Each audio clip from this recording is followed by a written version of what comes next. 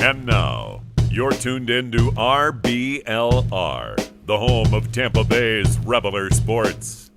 Welcome into RBLR Sports, the coolest place this side of the Hillsborough River. This show, we will be talking about the Buccaneers' wild card playoff win against the Washington football team. And we will also talk about the Bucs' next opponent, that being the division rival New Orleans Saints.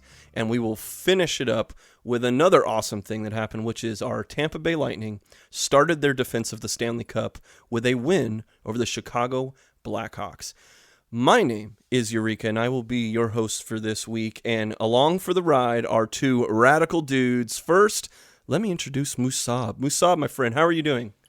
I'm doing well. Another chilly day in Tampa Bay, but hey, the way things are going with the Bullets and the Bucs, I'm feeling real good. I'm happy, and we got a lot to talk about.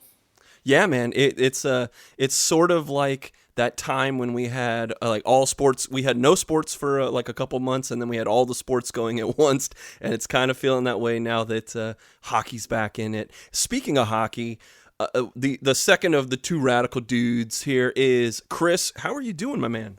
Good, man. Good. Good week for Tampa sports, and I'm ready to do it all over again this weekend. Yeah, it was awesome, man. I'm watching on social media, and it's like everyone's flying their flags of the Bolts and the Bucs. I'm seeing more Jeeps and trucks and stuff flying around with Bolt stuff. I mean, we are ready. And with the Bucs having a huge wild card victory, their first playoff victory in many years, there is a lot of excitement going on. And at first, I did want to talk about that Buccaneers win against Washington. Musab, I'll say a couple things, and then I'll bring you in here. Our Tampa Bay Bucs defeated the football team from Washington by the score of 31-23. The first half, the Bucs had a 18-7 lead going into the half, and they withstood a second half comeback by Washington that did get a little chippy. It got as close as 5 points. And a lot of that spurred on by the surprising play of backup quarterback Tyler Heineke. He had 306 yards and a touchdown in the air, and also 46 yards and a rushing touchdown. So he was an enigma that needed to be solved by the defense. But at the end of the day, our Buccaneers were able to score on the last 4 drives to seal the deal and move on in the tournament. So, Musab, I got to ask you first question here. How are we feeling as the Bucs move on in the tournament? Ooh, I'm gonna say first thing is we're feeling blessed, and we're feeling a little bit. I'm gonna say a little bit lucky because as you just mentioned right now, Eureka, they came through with a little bit of a strong second half. The fact that they were only trailing by 5 at one point was a little scary, especially with backup quarterback Taylor Heineke kind of just really taking advantage of, first of all, I would say Devin White's presence and just taking advantage of those, kind of those holes in the pocket and, any opportunity he had to, get some yards in, whether that means he's throwing it to someone or he's running it. He took advantage of us. So I'm gonna say we're feeling lucky, but the thing is also our boys still perform real well. Tom Brady with 2 touchdowns, throwing about 380 yards. We got Fournette with a touchdown. We got Godwin with a touchdown and Antonio Brown. It was also an interesting game just overall. I think on both sides. I don't have too much to really emphasize, I guess, about the Washington defense. I guess maybe that those opportunities they gave us, but I guess because we did real well against them, as I was pretty shocked. No, obviously they didn't. I wouldn't say they did a horrible job, but we were able. I'm really happy, Eureka and Chris, that we were able to contain Chase Young. Now, yes, Montez Sweat did get a sack in the game, but I think we did a really good job of kind of stopping those 2 dominant defensemen from getting to our quarterback or kind of pressuring our quarterback. But I do also just kind of want to just mention that this is the first playoff win since 2003, and it's absolutely amazing. I was really happy, I guess, overall with the performance. But there are also kind of like those key takeaways, Eureka. I guess the first takeaways I got. I'll start with the positives. Okay, I'm gonna start out with Donovan Smith. To me, he was looking real good, like a beast. He held Chase Young to 1 tackle for loss, and that's it. No sacks. Donovan Smith's play is going to be very important if we want to make a deep run, the way I see it. Second of all, Tom Brady was firing on all cylinders. They call him Playoff Tom for a reason. Regardless of how the score turned out, just because of how close Washington was, I mean, I think Brady played one of his best games of the year. Now, on to the negatives was, with Devin White's absence, and we talked about this a little before that. I think Devin White's absence affects the team in more than just one way. I think the way I saw it was the defense as a whole was struggling. Now, yes, Taylor Heinicke does deserve a lot of credit. He's very talented, and he did ball out. I will admit that. But this defense definitely made him look a little better than he was. The pass rush struggled at times to get pressure, and when we did, Heinicke escaped the pocket. The secondary continued to struggle. And I just don't like the zone coverage we play. At least in that game. If we use that same zone scheme against the Saints, they may eat us alive like they did earlier this year. And I think we can, but I think we can turn around and play a little bit better though. I think it's just with I guess Heinicke kind of taking lead at quarterback. Like a guy, like personally, Eureka and Chris, I don't know anything about Taylor Heinicke. I'm sure there was people on, the Bucs who didn't know much about him. They didn't hear much about him. So you have to get a little bit of feel of, the new backup guy, especially when he's getting this kind of like one-time shot to really shine.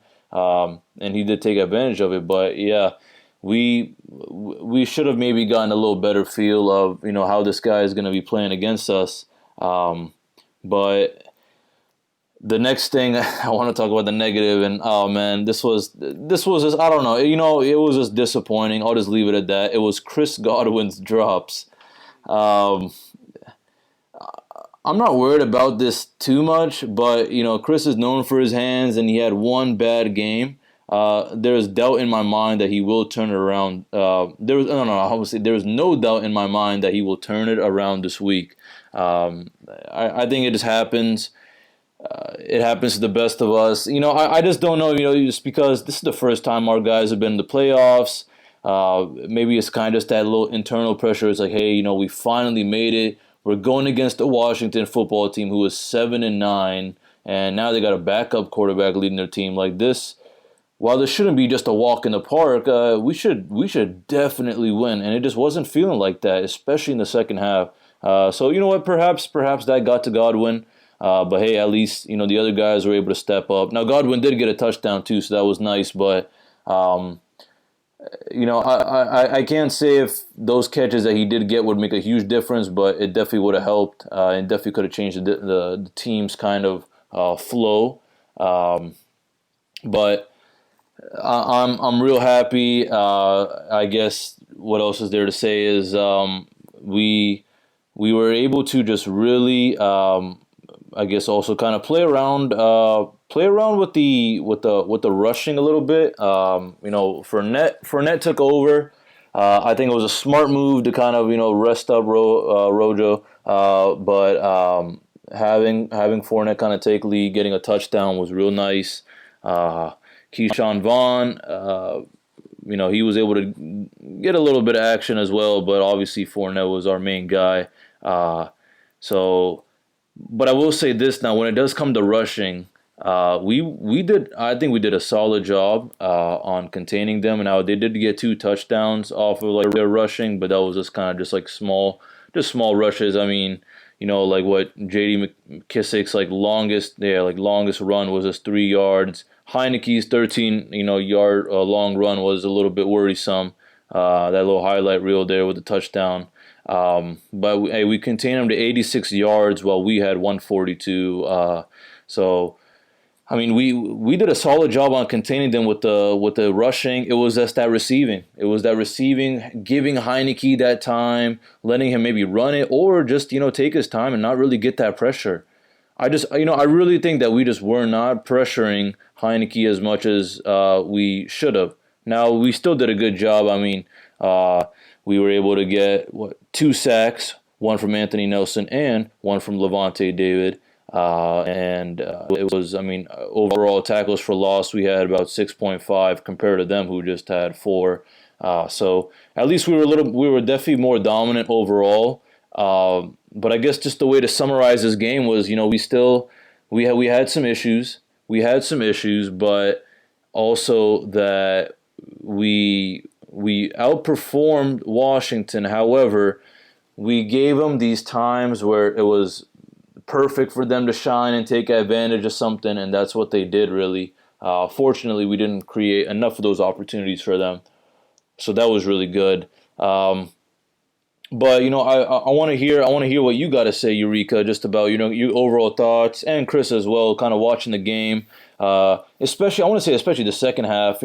First half was looking solid to me. We're up 18 to 7. So I was like, all right, this is good. Hopefully by now, the defense has kind of gotten a feel of how this guy Heineke is going to be playing. But things turned a little different. They were able to get a little hot on the third and fourth quarter, which was scary at one point.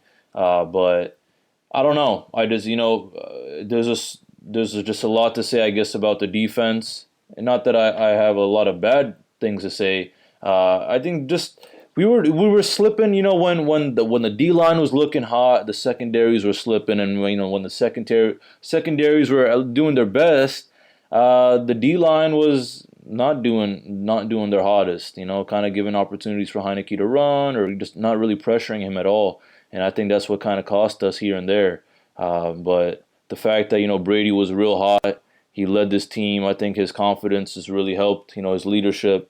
These things, these kind of outside things, I think really helped the team overall. It was a motivating factor. So at the end of the day, hey, we came up with the win, 31-23. And oh man, this upcoming game is going to be one for the books. I'll tell you that. But I definitely do want to hear Chris and Eureka what y'all got to say. Yeah, Chris, I'll throw it to you here. I still kind of want to focus on some of the not so good things before we get into coming back around with the positives before we get out of here about the Washington game. I definitely agree with you, Musab, about the kind of that zone. They were able to, the Washington passing attack was able to kind of find a nice big old donut hole in the middle of the field more than a couple times. Both of the Sims were able to catch passes. Heineke was able to kind of float it over. He doesn't have a giant cannon on him, but he was able to kind of float those balls past the pass coverage of the linebackers.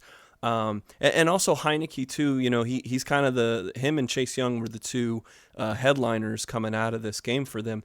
It was a question that a mobile quarterback was able to make some things happen. It probably won't be that much of a threat next week against Drew Brees, but in this game, Masaba, I agree with you as well. Having White would have been way different because then we could spy the quarterback. You have not only does White's pass coverage greatly exceed Levante David, in my opinion, but also he's fast. He's very fast, and so they could have made that an adjustment to stick him as a quarterback spy or get him on an outside blitz and things like that to kind of vice clamp Heineke away from these little duck dive dodge and getting away from the pressure. Chris, I wanted to ask you. Were there a couple times in the game that you were thinking, this is a little too close for comfort? Absolutely. Yeah. Yeah, it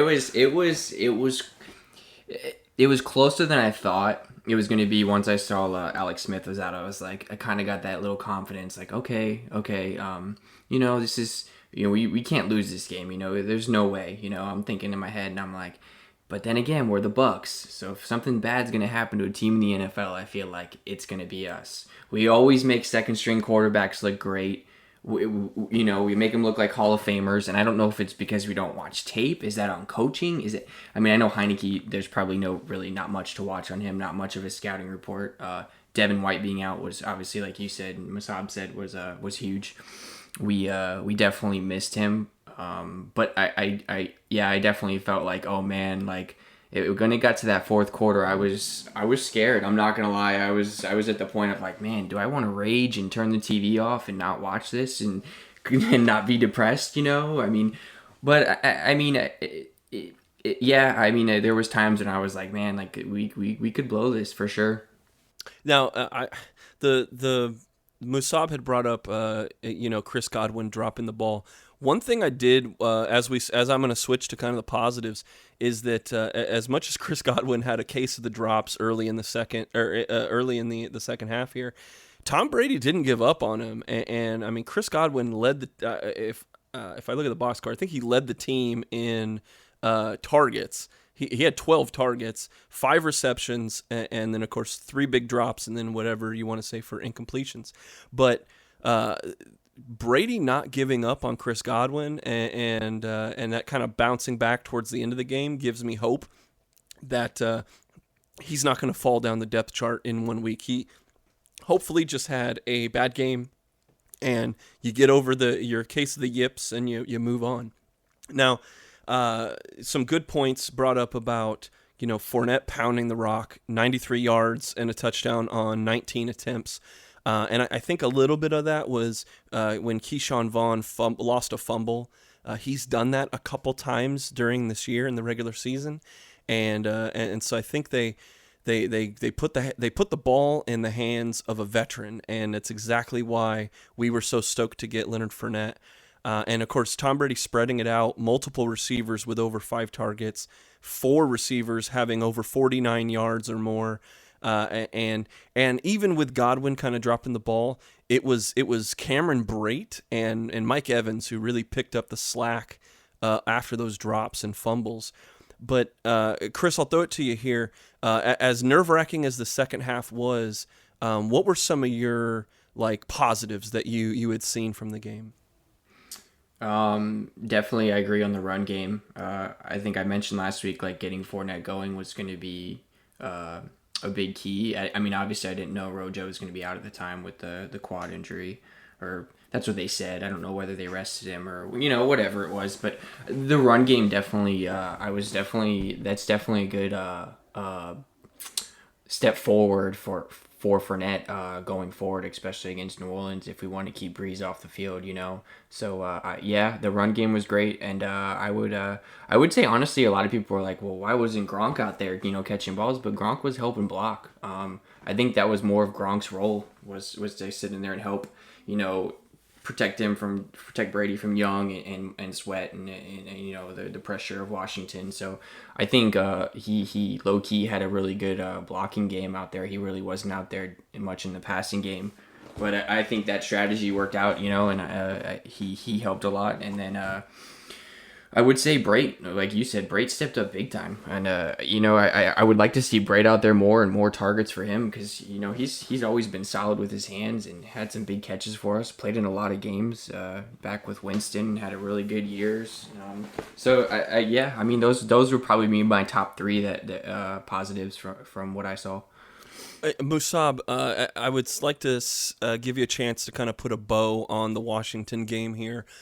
Is there any momentum gained after? Now this is like the 4th straight week that we've played a team that is not a playoff caliber team. To be honest with you, if the NFC East didn't have a champion that got to go to the playoffs, Washington wouldn't have been in the playoffs. They surely wouldn't have had a home game. With all that said, there's a big opponent next week.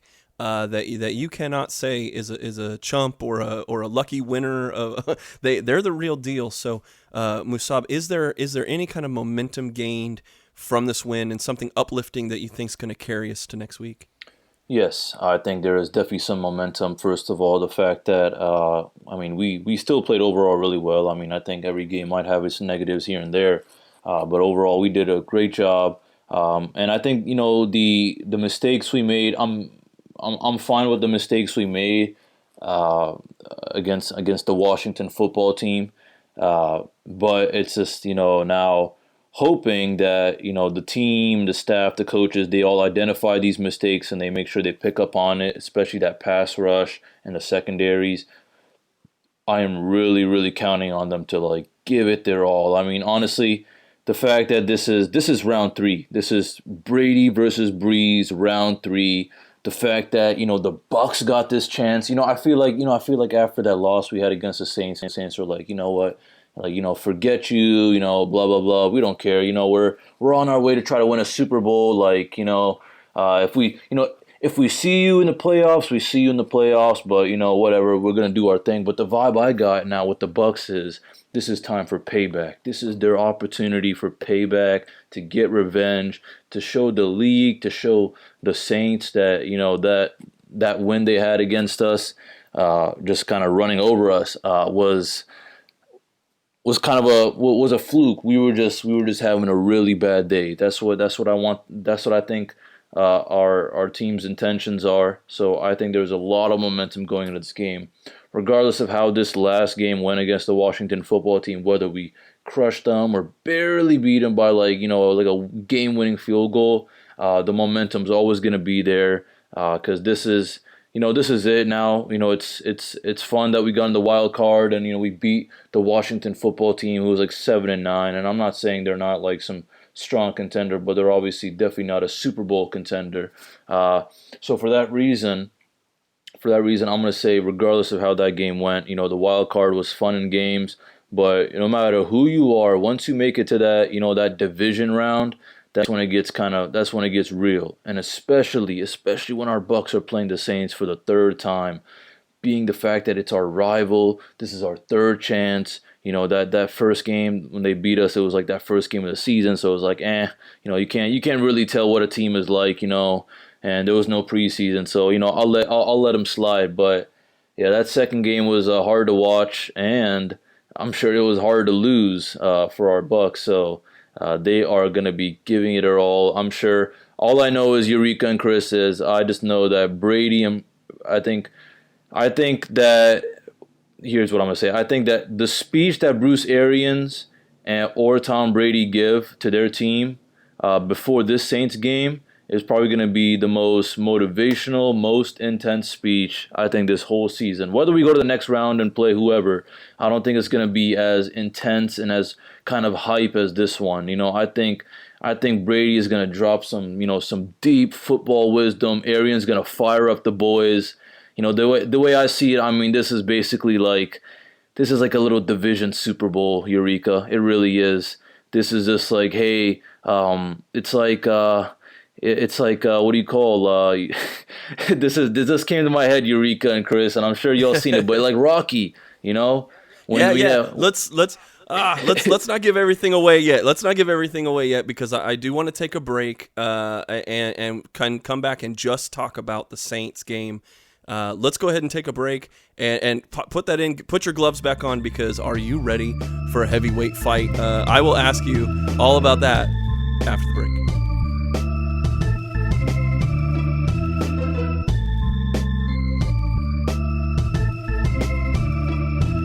Welcome back into RBLR Sports. We are hyped because it is time. Musab, I had to pull you away. I had to get you into your corner because it is time for round 3 of this heavyweight matchup between the New Orleans Saints, boo, and your Tampa Bay Buccaneers. In week 1, the Saints beat us 34-23. But that was a long time ago, right? And you had said, who knows what a team looks like. But in week 8, the Saints, they came out like you said, Rocky. It was like Ivan Drago coming out and just bashing Apollo Creed. The Saints beat us 38-3. which not only was humiliating because of just them demolishing us, but it ended a 3-game win streak by Tampa at that point. But this Sunday at 6:40 Eastern on Fox, your 11-5 Tampa Bay Buccaneers are on the road, and they've only lost 2 road games this year as they go in against the Ivan Drago, the Clubber Lang, the whatever Rocky is your favorite, whoever's your favorite bad guy there. The 12-4 New Orleans Saints are at home, and they've only lost twice at home this entire year. But with all that, Tampa Bay is a 3-point underdog. Yes, the same team that lost by 5 touchdowns is a 3-point underdog. And as we look at the tail of the tape, both of these teams have juggernaut offenses led by Hall of Fame quarterbacks. Obviously, the GOAT, Tom Brady, wearing pewter for us. And you've got New Orleans Hall of Fame quarterback Drew Brees wearing that gold, wearing that black. Both offenses are averaging over 30 points a game. Tampa Bay is averaging close to 400 yards per game, and New Orleans not that far behind at 388 yards a game.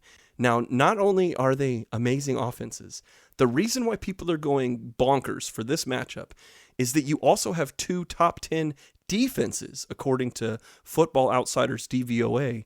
Tampa, of course, we are known for stuffing the run, but as we had brought up in the first segment, they are susceptible to the pass. And the New Orleans Saints, they've only given up less than 50 yards a game on the ground and about 200 yards a game in the air. So as we get ready for the bell to ring on round number 3, Musab, after 2 losses already, what is different about this matchup on this Sunday? Well, as you kind of mentioned a little bit before, that first game, I wouldn't even say it really mattered anymore, at least the way I see it right now. It was first game of the season, no preseason, Tom Brady with a bunch of new guys. So, I mean, what do you expect? It's going to be all sunshine and rainbows? No, of course not. So, I mean, obviously, I think that, I'll give credit to the Saints. They did well that game. But then the second game was just, like you mentioned, kind of in that, with the way I see it is like, that like the Rocky movie series. Oh man, it was like Ivan Drago was just beating up on. It was like Ivan Drago was beating up on Apollo Creed, which was the Bucs in that game, and Rocky. And if you've seen the movie, you remember that Rocky's outside the ring with the towel. Everyone's yelling at him, throw the towel in. Basically, I see that as like Bruce Arians. There's probably people telling him, Bruce, Byron, man, y'all got to change something up. Like throw the towel in, do something different, But it just didn't work out. And I mean, Ivan Drago, a.k.a. the Saints, they pounded us. They basically they killed us, just like Drago killed Apollo Creed. And I think that loss was really just defined the season. And I will also say that was I'm going to say not recently, but also not that long ago. Okay, it was a kind of like a little halfway point, and we were looking real good. But I think the big thing to mention is what is different about this is, first of all, this game is basically, the way I see it, this one is going to be the one that really, really matters. This one is going to change the whole mentality of the Bucs if they win. All right? So this game is everything. I think this game is, you better believe that, Arians is going to tell all those guys to play with, their heart out. It's going to be, I'm hoping it's just going to be like a bloody battle, the way I'll say it like that, But I'm going to say it's different because we have, from the last game we had against them, we just have more and more time to have Tom Brady get used to these different offensive weapons, and also just giving time to the defense to really get a feel of, all right, what are the best things we should do, especially against these real good teams like the Saints, the Chiefs, the Rams. Okay, so we've had more time. That's what I'm gonna say. We've had more time, and I think time is a very, very powerful factor, especially when you got a guy like Brady. I think that you meet Brady, week one, and you guys are not.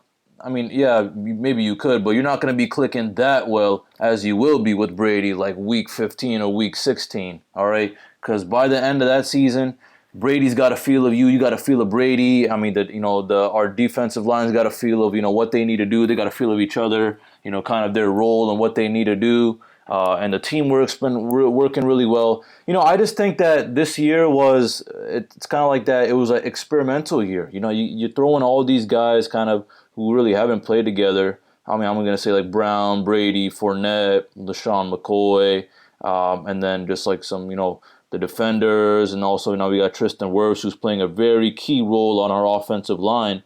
And it's basically kind of like our little test year. And it's been going really, really well for us. But I think that's the big thing. We've had more time to really adjust the things we need to. Now, I'm not going to say we're perfect, but we've had some time to adjust.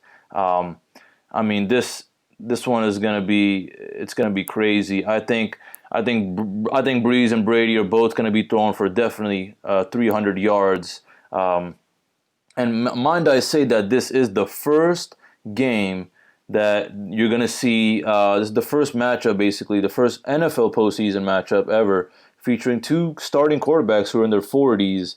And, I mean, it is the third time of the year that these two basically future Hall of Famers have battled before. So, it's basically like two legends finally, getting the chance again to clash. Okay, it's kind of like, it's like Saints have been bullying us, Eureka and Chris. And, now, the kid who's being bullied, that little small guy, he's like, you know what, we've had enough of it. And now he's fighting back, and I'll say this. I think that a lot of people are rooting for us than the Saints. I don't think people like the Saints. I'll tell you that. I know Chiefs fans don't like the Saints. I can't speak for the whole NFL fan population, but I know Chiefs fans don't like the Saints.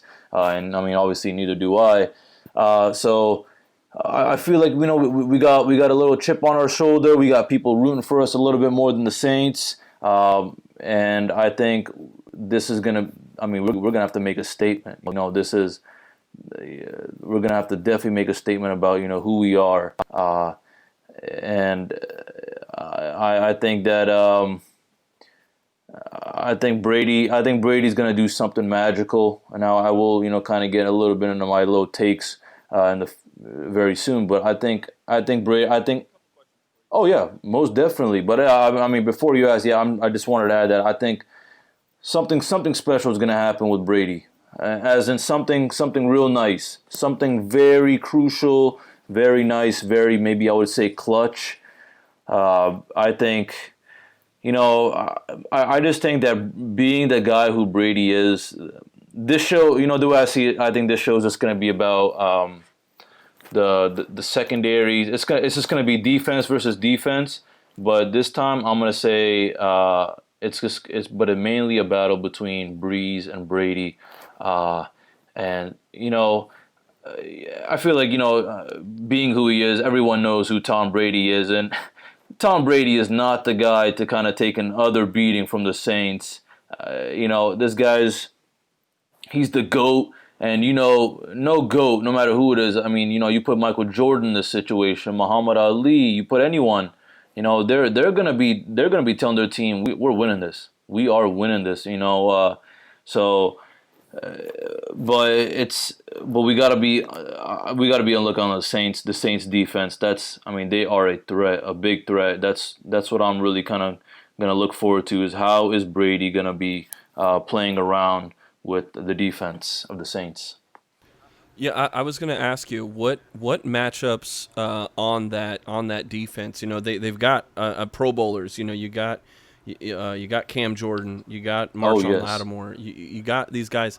Are there what are you looking forward to? How Brady and the offense is going to attack that? Yes. Well, I do love that. I think some key matchups, especially with the kind of the defenses. The first one I want to mention is Chauncey Gardner-Johnson and versus whoever lines up across from him. Okay, he has become infamous with his on-field trash talk. Love him or hate him, he has had an impact on games this season by already getting 2 players ejected.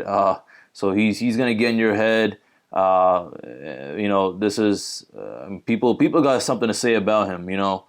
He's had some interaction with like Brian Hill and Russell Gage, and they both they both don't like him. I think he's going to be carrying some momentum on the defense into this week, and he's going to target whoever the Bucs have lined up in the slot on a play-to-play basis with that high-powered offense of theirs. I think Chauncey Gardner Johnson's gonna he's gonna try to get in the heads into the heads of some of our guys. So definitely look out for that. And then here we go. I feel like everyone, and I'll admit this as too, before I kind of really thought about this, before today was, my eyes were just on the kind of the Brady-Breeze duo. But you know what I'm really looking forward to now, Eureka, just because it's our guy versus like their guy?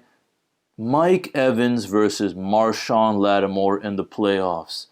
All right? It has been over 2 years since Mike Evans has caught a pass while being covered by Marshawn Lattimore. All right? The guy just seems to have his number. It's been an up and down season for Lattimore, but he's been on a roll, especially going against our Bucs. Like I stated earlier, though, the Bucs, we got an insane amount of weapons, and minimizing one's role to seemingly be a distraction for Marshawn will be huge. Okay, will be huge to look out for. Hopefully, they don't do that, because if we're getting distracted, especially I would say Evans by Marshawn, it could be something a little crucial for New Orleans' chances of victory.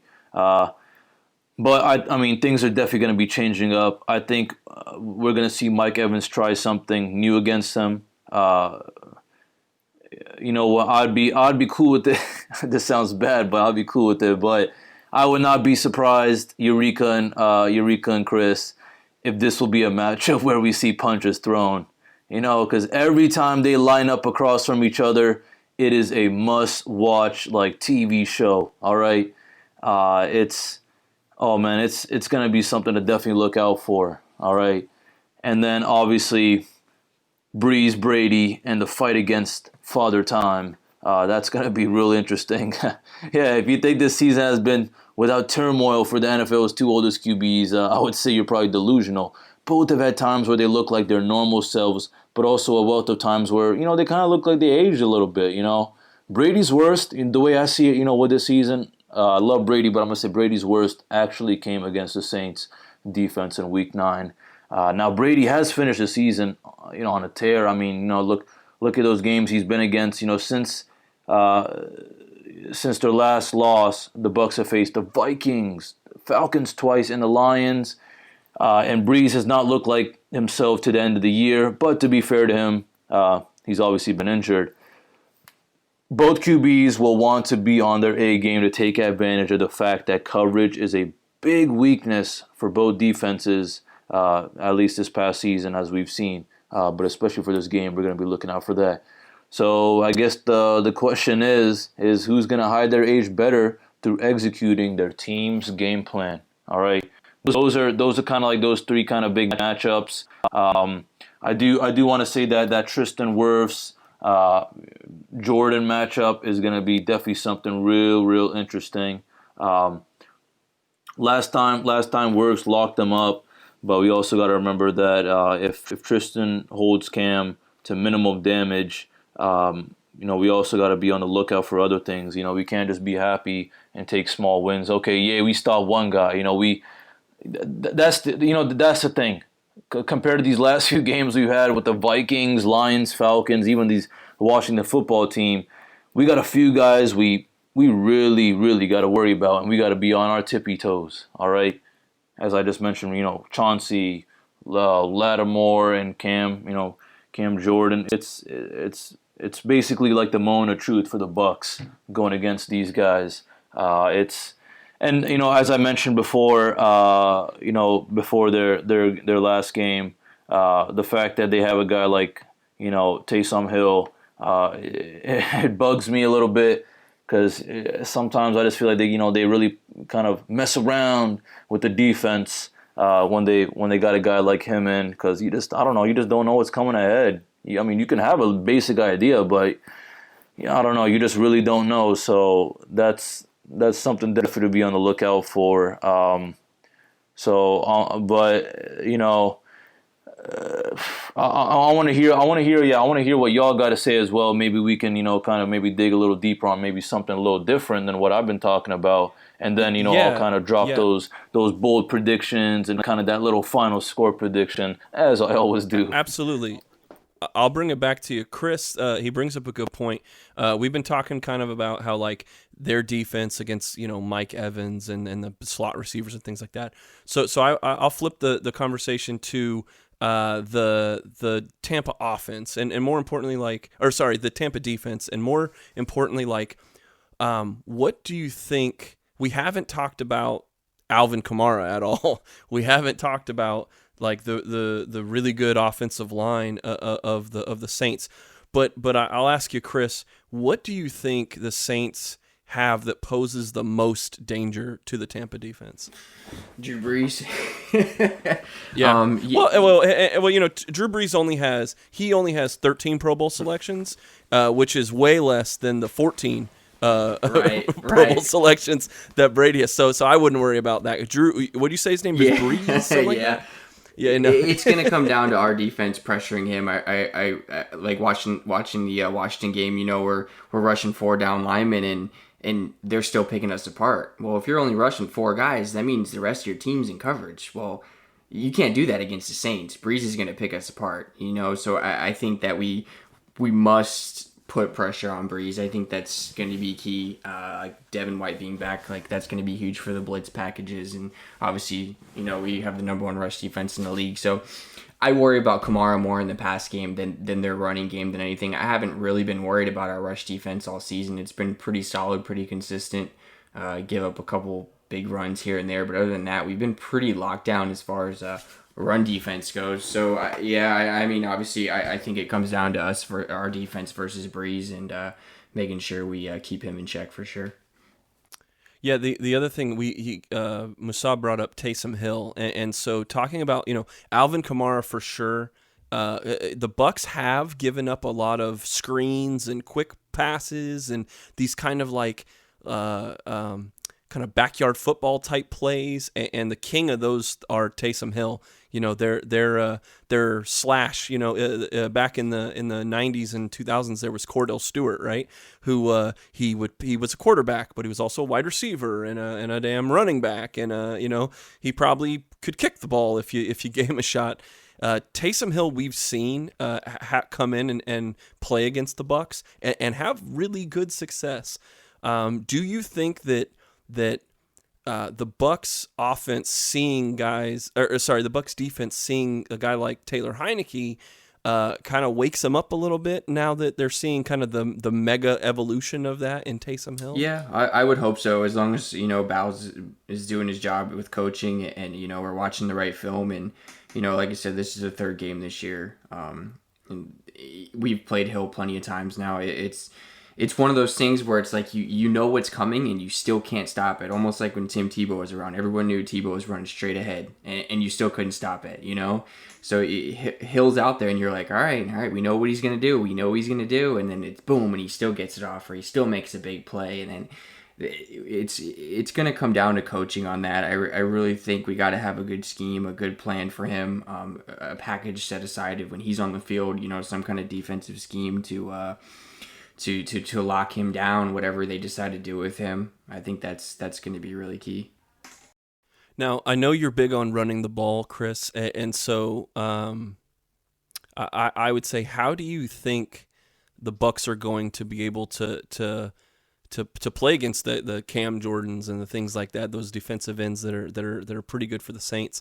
How do you think the Bucs are going to be able to run the ball? I think we'll use Gronk again, to help block, seal a block here and there, and it'll set up for a lot of play action, which is obviously what Brady's really good at. It's going to come down to Rojo and Fournette splitting carries. I think I would go with the hotter hand, honestly. If Fournette's running good, keep him in. If Rojo's running good, keep him in. Obviously, Fournette being in, we have a little more, bruiser back, but not to take anything away from Rojo with his speed. He's had a really, really good season. I would definitely roll with the hot hand, and I would have Gronk in there for some extra blocking, definitely for the outsides. All right, Musab, let's go back to you, man. I know you're ready with these. Every week we ask for your hot takes, and I guess we'll get final score predictions from everyone here. Musab, it is your time to shine, buddy.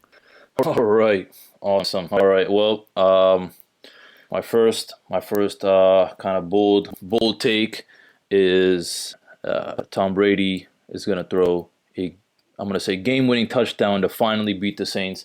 I don't think it's gonna be like that last like 30 seconds. I'm thinking Tom Brady's gonna be throwing it like in the last 2 minutes, like a game-winning TD or something like that. I'm gonna say maybe like the last minute and a half or something like that. New Orleans has, hey, they've beaten us in 5 straight matchups. In the last 2, Brady's only combined for 2 touchdowns and like 5 interceptions.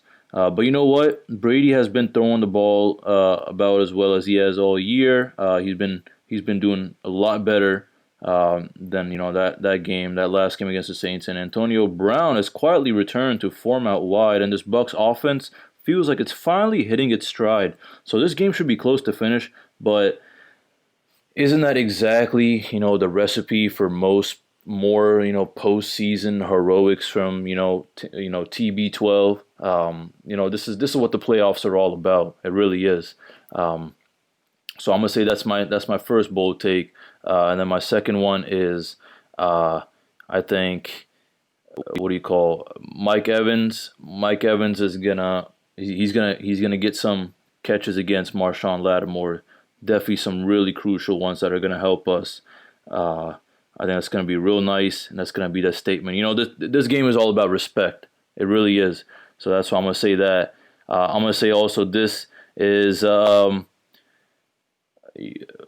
after reflecting on what we were kind of messing up on against the Washington football team with our special O-line, I'm going to say Bucs O-line does not give a sack up. All right, I don't think they're going to give a sack up this game. All right, so that's my third one right there. And I mean, I just got one more. My last one is gonna be. I think we're gonna get. I'm not gonna say lucky, but I'm not gonna say that this was something that it's definitely gonna happen. But I think one of our secondaries they're gonna get at least 1 interception off of Breeze. I'm gonna definitely say that one that's gonna really bring that fiery momentum to the Bucs to try to get that win. And I mean, with those kind of bold predictions, I'm gonna come down to my score, okay, which is I'm gonna say Buccaneers. I'm gonna say Buccaneers. What do you call 27 to 21. I'm going to say Buccaneers 27 to 21. All right, the Saints had the Buccaneers number in both matchups between, the two teams, but New Orleans defense did, they played spectacularly against, the Bears, and aside from the touchdown with no time left, kept them out of the end zone. But it wasn't pretty for most of the game offensively, but, Michael Thomas had a much needed big game to give their offense sort of life that didn't come in the form of Alvin Kamara. Now, on to Tampa Bay's offense, which played well against Washington. They let Taylor Heineke keep it close in the final drive. The passing game was in sync all game, though. Antonio Brown had a walk-in touchdown. The Bucs' offensive line kept Tom Brady clean for most of the game. However, one thing that Tampa would like to see is fewer drops from Godwin, as I already talked about before. And I don't think it's going to happen again. No star player, no player is gonna have like a whole perfect season, and they're gonna be real hot. They're gonna have these games where they just they're really feeling off, and I think that was just one of Godwin's. He played well. He had some drops that were a little uncharacteristic, but I don't think it's gonna happen again. While the Saints' defense is great, their offense has looked lethargic in several games this season. I can't see any team beating Tom Brady 3 times in one season, and for that reason, that's why I had the Bucs winning 27 to 21 in one of the more competitive NFL playoff games this week. Chris, what's your final score prediction? I'm gonna go 34-31 Bucs, and I'm going with a game-winning field goal with Suckup. Ooh. Because our kicking game has always been bad, It's The Redeemer. Yes, yeah. yes, the Redeemer. Yes, that if the Bucs can pull it out, that's gonna. I'm gonna go with that. 34-31. Gonna be a close game. Gonna be tough. No mistakes. Gonna have to play a really, really, really good, clean game of football. I have, like I said, coming into this, you have the strength versus strength versus strength versus strength, and when it comes down to that, all the little things matter. The punt returns matter. The penalties, not punching people in the face, matter. Not getting drawn off sides mattered. Not like all of those little things. It's 101. I'm a guy about the basics. I'm about the fundamentals. And in the playoffs, when you have an unstoppable force against an immovable object, it's all the little things. And one of the little things is going to be the score difference. I have 28-27, Tampa Bay going to the NFC Championship game. It will take every single little thing, but at the end of it, when the dust settles, I think we will be 1 point better than the Saints. Guys, this was a good discussion about a crazy matchup. This is going to be probably it's shaping up to be one of the classic all-time matchups. Plus, on top of that, you have division rivalry, Hall of Fame matchup, so many Pro Bowlers going against each other, and both these teams are hot at the right time, and very well, Musab, you might be right, man. This could be the winner of this game. Probably has the momentum in the hot hand en route to a Tampa Bay Super Bowl. So, with all that said, let's talk about the last but not least, the other thing that got us excited, got this whole area excited, as the Tampa Bay Lightning were unveiling their replica banners along, in Channel Side and all along in Tampa. We are flying our blue and white flags. Chris, I'm going to get your opinion on how our Lightning opened their season against the Chicago Blackhawks and what you think going forward all those things will mean. Let's get into that after the break.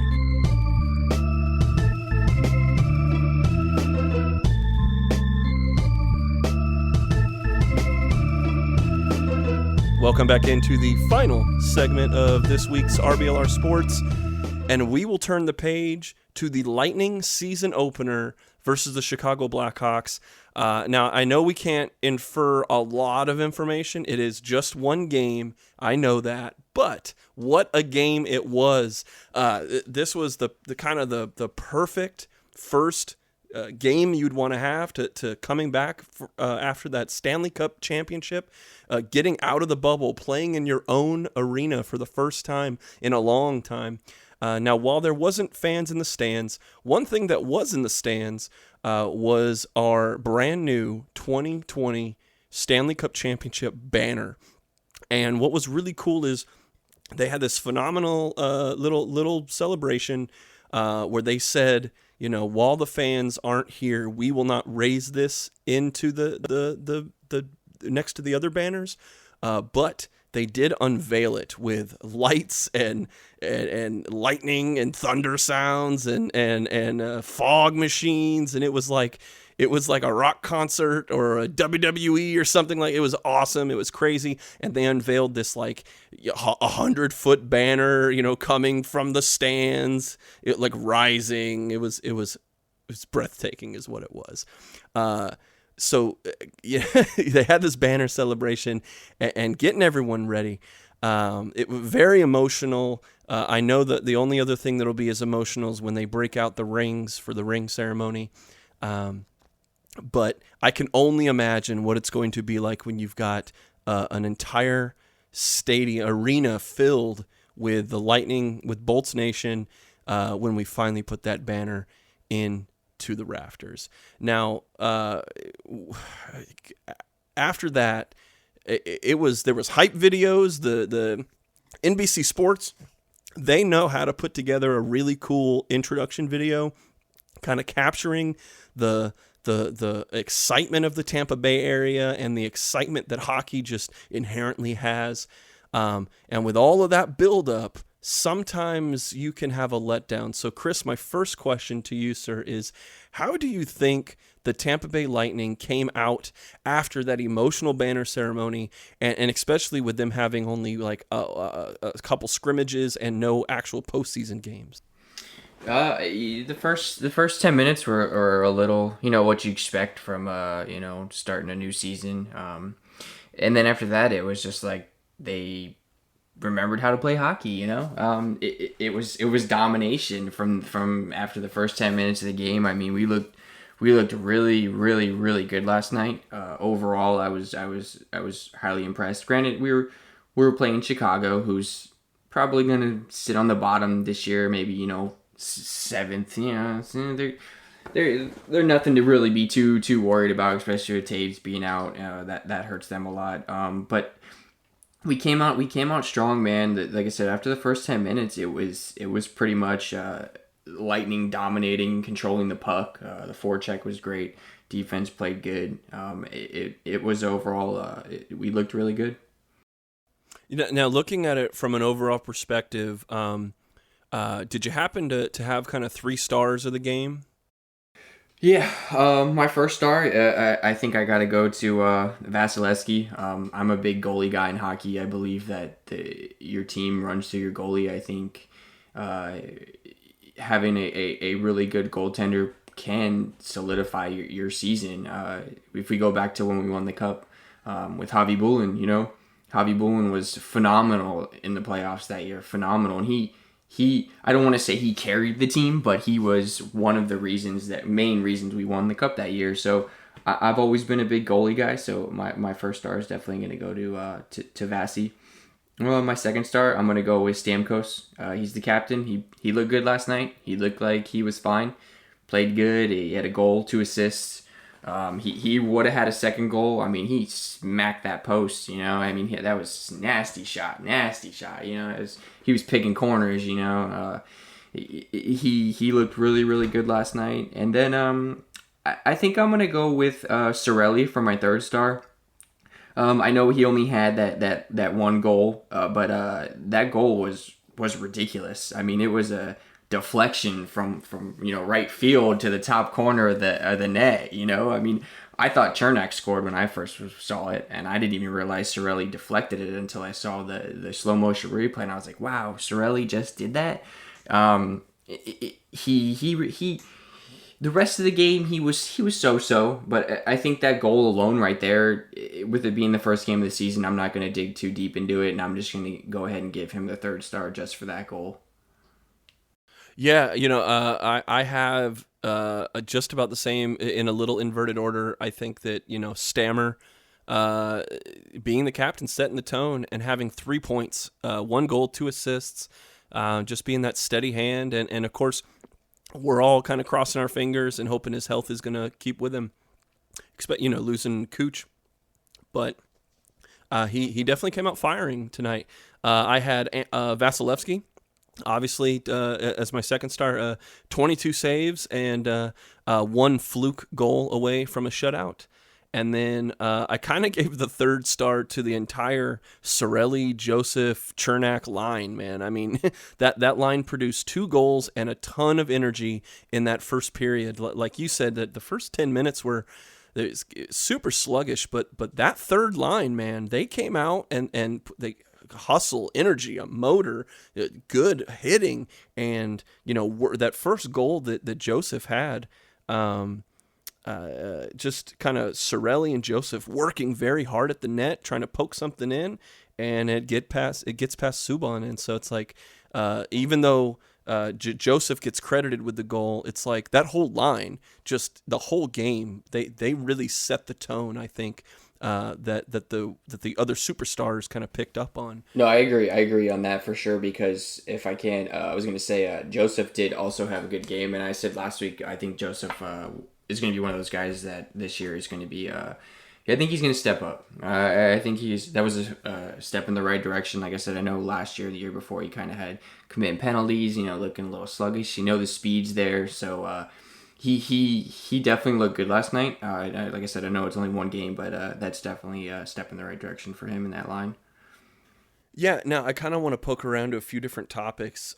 First of all, I'd say that first period was kind of on edge, like you said, for the first 10 minutes. Within that first 10 minutes, we did see the penalty kill unit have to come out after Ruda got called early in the first. What did you think of the penalty kill effort overall? I thought they looked really good. Like you said, besides the one flukish goal that went in on their power play, that the PK definitely looked improved.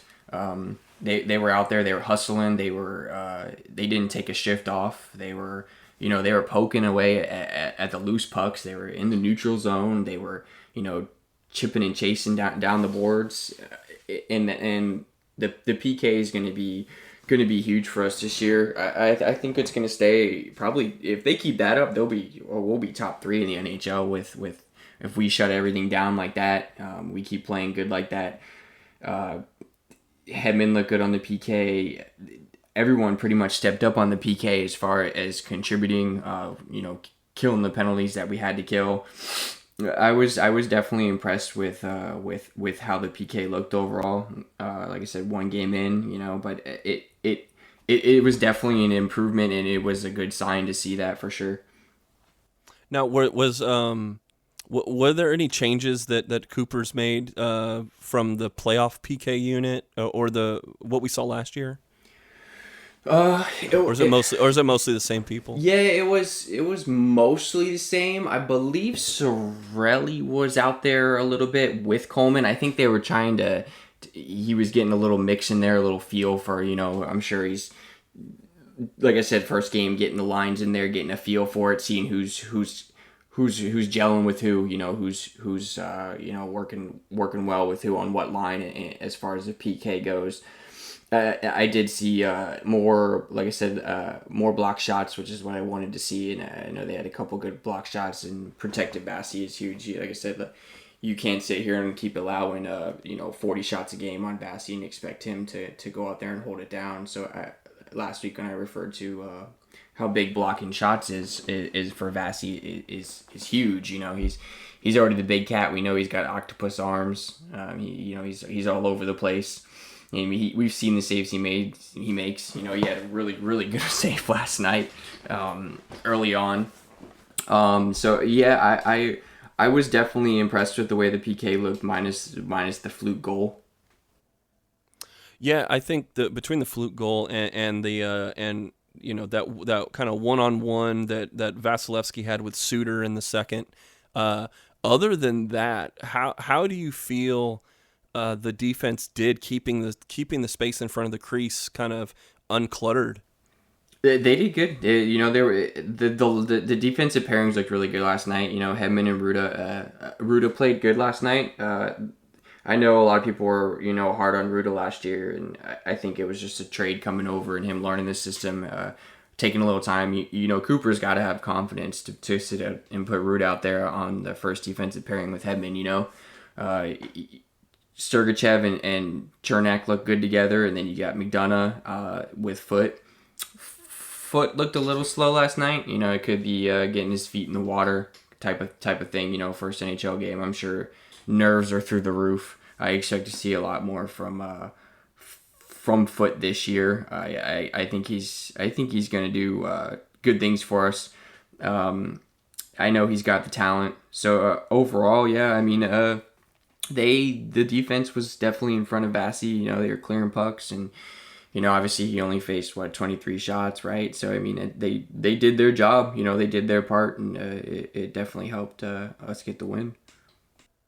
Now, one thing too is, correct me if I'm wrong, but I kind of always thought Tampa didn't do well on face-offs last year. Now, now Yeah. they split 50-50 in this game, Right. first game of the season, but I think it's at least encouraging to see that they had, out of the almost 60 face-offs, they won 28 of them. So pretty good effort. That's probably just more of a condition of playing the Blackhawks. But But what do you think is that an improvement you think is going to continue to happen, or did you see anything that that would lead me to believe that? No, yeah. I mean, the face-off win percentage was good last night. You know, Point had 6 face-off wins. Cirelli had 6. Even Stevens had 6. Gord had 5. Stamkos had 4. I mean, that's pretty good balanced effort right there. You know, it wasn't all Pointer. It wasn't all Cirelli. You know, Stevens even had 6. So it's definitely an improvement, and that's going to be huge down the line. Obviously, winning faceoffs when you're in the opposing team zone is huge. You know, especially on power plays, you want to win those faceoffs and get set up and get your power play going and get the puck moving side to side, get the goalie moving side to side.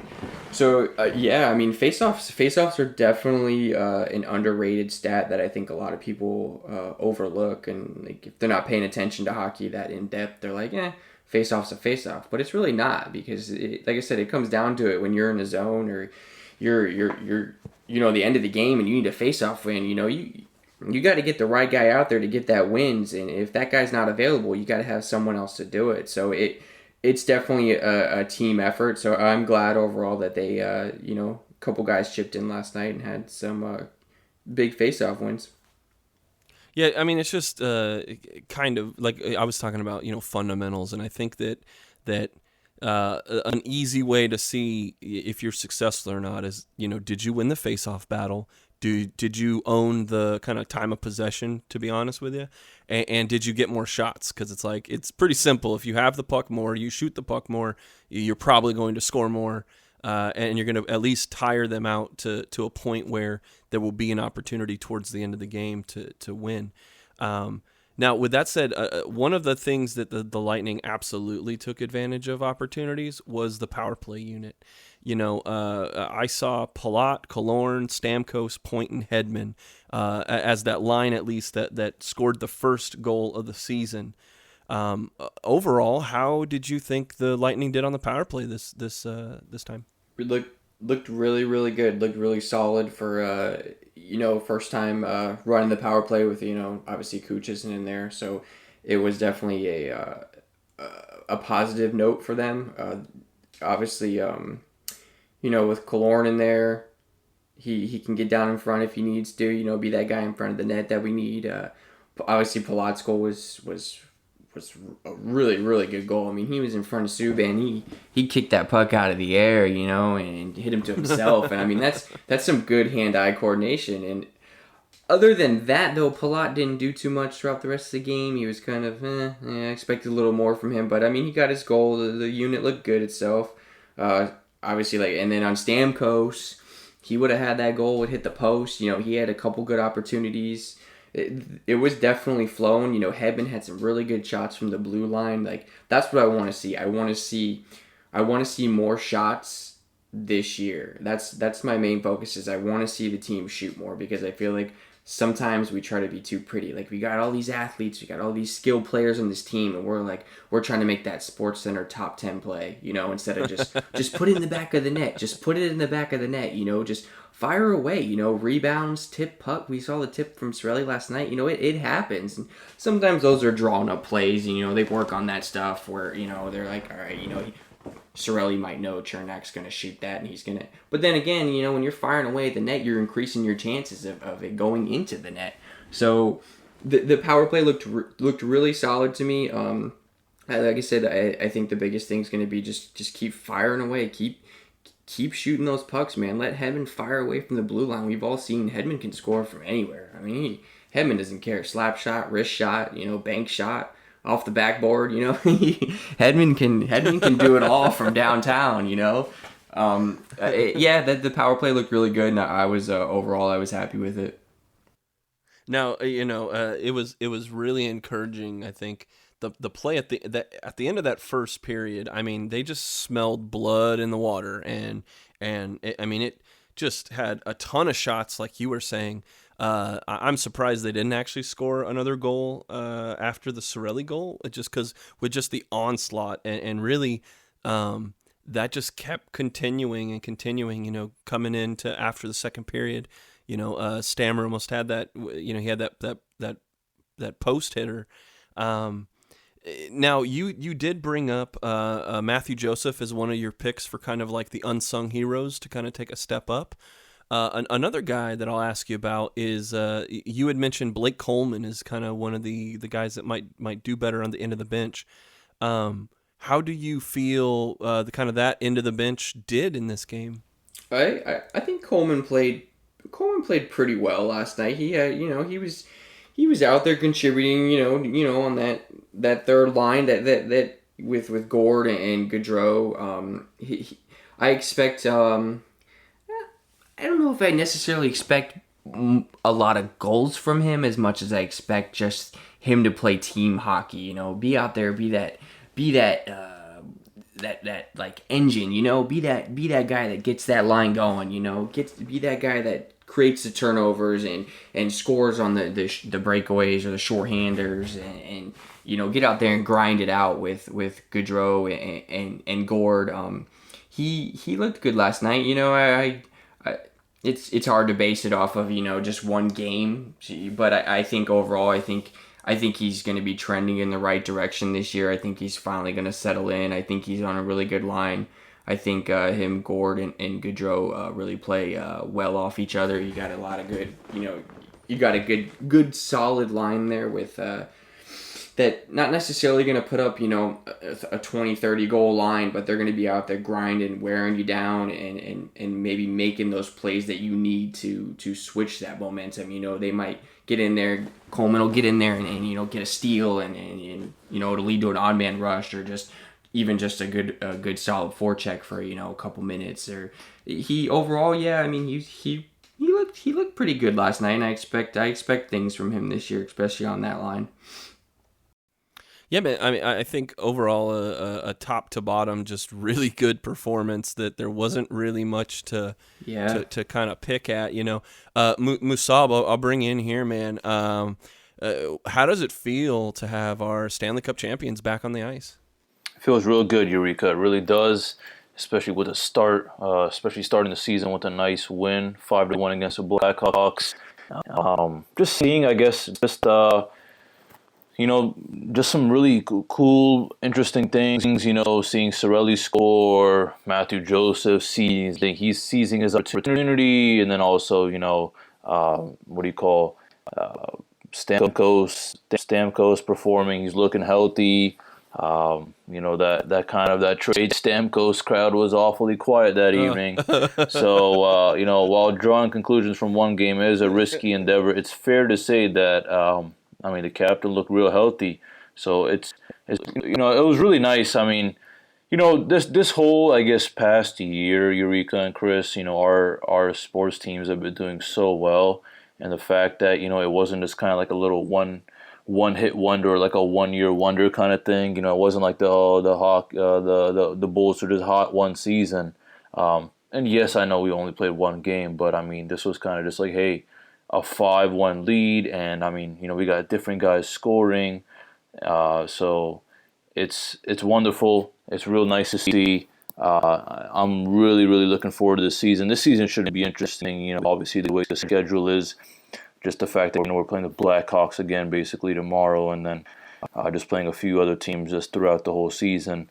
It ought to be interesting. And I don't think the the Lightning will have any big issues. Yes, they might have a contender or a rival maybe here and there throughout the season, or soon enough we'll know who that is. But I'm really, really excited. I'm really hyped. Because I don't know. I just got a good feeling, and I just feel like the team's got a good feeling. I just feel like everyone's really, really hype, and we got a great fan base who's really supportive of our team, which I think is beautiful. So, it's they've done a phenomenal job so far, and I know they will be doing a phenomenal job throughout the rest of the season. Yeah, man, and Musab brings up a good point about kind of the shortened season. So the Bolts are on pace for 56 wins, which is really, really nice. But Chris, what looking kind of in the short term, by the time we meet next week, what do you think the week looks like for our Tampa Bay Lightning? hopefully it's we're off to a good, let's see, 1, 2, so hopefully we're off to, we could be off to a 4-0 Keeping start. pace. Keeping pace for 56. Yeah. I mean, it's tough to say because of the scheduling this year. It's just, we're playing Chicago again tomorrow. We got Dallas on Tuesday. You got Columbus on Thursday. So obviously saying all the games are winnable is just you can't say that as much as we wish it. But I'd like to be confident and say that we are I would probably say we're the best team in the league, and I'm not trying to be biased. I mean, overall, from top to bottom, I know a lot of people talk about the Avs and the Knights, but I think, especially defending champs, like I said last night, I didn't know what to expect, and we came out and we were like, after that 10 minutes, it was just like we were just full throttle, just not playing around, not playing games. We're without our leader Cooch, and we're out here firing away and just absolutely dominating Chicago. I mean, if it wasn't for that fluke goal, it would have been a shutout for Bassey, which is obviously what I was pulling for. But yeah, I mean, we got Chicago tomorrow. We got Dallas on Tuesday. Obviously, I'm really hyped to see that us play Dallas. I wish I could go to that game, but no fans. So that should be a good. I expect a lot of attention in that game. I expect a lot of hits. I think Dallas is obviously going to bring the heat that game. So I'm hoping by next week, hopefully we're looking at 3-0. Yeah, man, it's obviously hard to just say after one game, but like I said, this was you couldn't have written a better script, I think, for how you want to start the season. So now it really just comes down to, can they keep that momentum going? So it's just nothing but excitement right now in Tampa Bay. We've got an exciting outlook. Vegas, it definitely says that the Avs and the Lightning are the two odds-on favorites. In most sports books, they are the odds-on favorites to win the Stanley Cup. But the Bucs are just a couple wins away from their own championship opportunity. So with all that said, we appreciate you taking your time to get caught up and listen to our analysis of all of our Tampa Bay topics here. I just ask you to do one more thing for us, and that is, of course, to remember to like and subscribe. If you're on Apple Podcasts, Spotify, Stitcher, YouTube, Google Podcasts, you name it, anywhere podcasts are available, RBLR Sports is there. So wherever you're listening to this, give us a like, give us a subscribe, and you know what? If there's a friend in your life that needs to be part of this experience as well, tell a friend. Let them know that they can follow us on all forms of social media. We are at RBLR Sports on Instagram, Facebook, Twitter, you name it. So tell a friend. Tell everyone you know about this awesome thing that we're doing here. That's the one thing I think I can ask you to do to reach from bottom of my heart to you. Give us a like, give us a subscribe, and spread the word, man. Chris, anything for us before we get out of here? Go Bolts, go Bucs. Hopefully next week we're talking about moving on to the NFC Championship game against either the Packers or the Rams. You got it, man. Musav, man, take us home. Just like what Chris said, go Bolts, go Bucs. And to our listeners, we all hope that we have a ton of excitement to share with you next week after our Buccaneers get a win and after our Bolts get a few wins as well. Attaboy, guys. Well, from all of us here at RBLR Sports, thank you very much, and we will see you next week. Thank you for tuning into this presentation by RBLR Sports. On your way out of the stadium, please remember to like and subscribe.